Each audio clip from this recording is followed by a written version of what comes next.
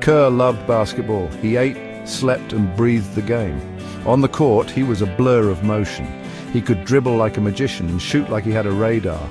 Kerr was his team's star player. He dreamed of playing in the NBA one day. He practiced hard, always pushing himself to be better. Kerr was only 15, but everyone knew he was special. Scouts came to watch him play. They talked about his speed, his skill, his passion. Kerr was on top of the world. He had a bright future ahead of him. Life was good. He felt invincible. One rainy afternoon, everything changed.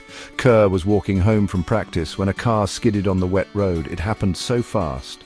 1 minute he was laughing with his friends, the next he was lying on the cold pavement, unable to move. The pain was instant and unbearable. He blacked out. When Kerr woke up, he was in the hospital. His leg was broken badly. The doctors told him he needed surgery. They said it would be a long and difficult recovery. Kerr couldn't believe it. His dream, his future, it all felt so far away. Fear, cold and sharp, gripped his heart. The days after the accident were the hardest. Each moment felt like an eternity, filled with pain and uncertainty.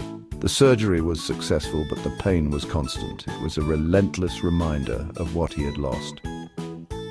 Kerr was confined to a wheelchair. The freedom he once took for granted was now a distant memory. He couldn't even go to the bathroom by himself.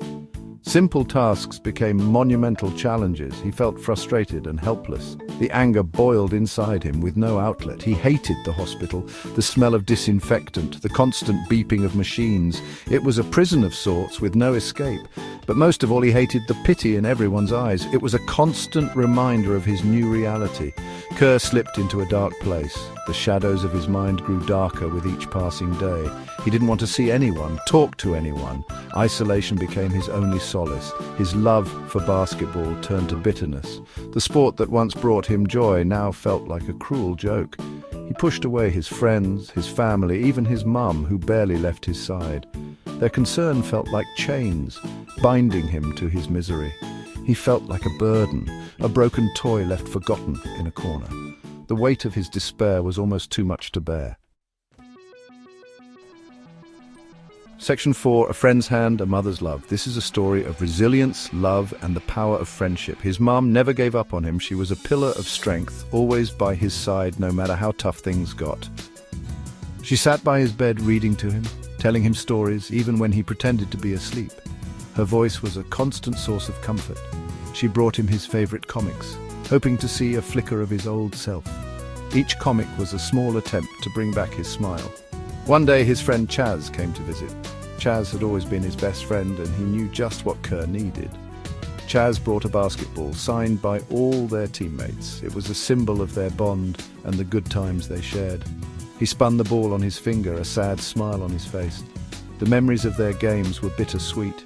He missed their on-court partnership, their silent communication, the way they could read each other's moves without saying a word. Chaz's visits became a routine. Every visit was a reminder that Kerr was not alone in his fight. He would talk about school, about their friends, about anything but basketball. It was a way to keep Kerr connected to the world outside. He would tell Kerr funny stories, trying to make him laugh. Laughter, after all, is the best medicine. Slowly, very slowly, Kerr started responding. Each smile was a victory, each laugh a triumph. He would manage a small smile, then a weak laugh. It was the beginning of his journey back to life. He started coming out of his shell, talking about his fears, his anger, his despair. It was a long road, but with his mother's love and his friends' support, he was not walking it alone. Section 5. Finding the Light. One morning, Kerr woke up to sunshine streaming through the window. The golden rays filled the room with a warmth that seemed to touch his very soul. It was a stark contrast to the darkness he had felt for so long. He felt a surge of something he hadn't felt in a long time: hope. It was as if the light had reignited a spark within him, a spark that had been buried under layers of despair and pain. He looked over at the crutches leaning against the wall. They had been a symbol of his limitations, a reminder of what he had lost. He hadn't wanted to use them, had refused to even touch them. But today felt different. There was a shift in his mindset, a determination to reclaim his life. He took a deep breath and reached for the crutches. It was hard. His hands trembled and his heart raced. But he knew this was a step he had to take. Every step was a battle against pain and doubt. His muscles ached and his mind was filled with fears of failure. But Kerr kept pushing, driven by a newfound determination. He was no longer just surviving, he was fighting to live.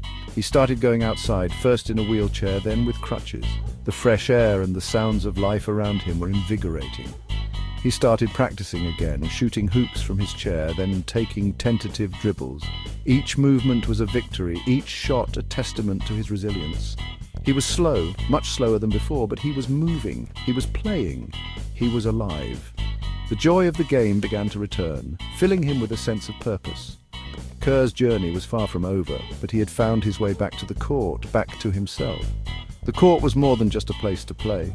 It was a symbol of his recovery and his unyielding spirit. He had realized that true strength wasn't about winning or being the best, but about getting up after falling, about facing your fears, about never giving up. It was about the journey, the struggle, and the courage to keep moving forward. And Kerr, he was just getting started. His story was one of resilience, hope, and the unbreakable human spirit. The light he found that morning was just the beginning of a new chapter in his life.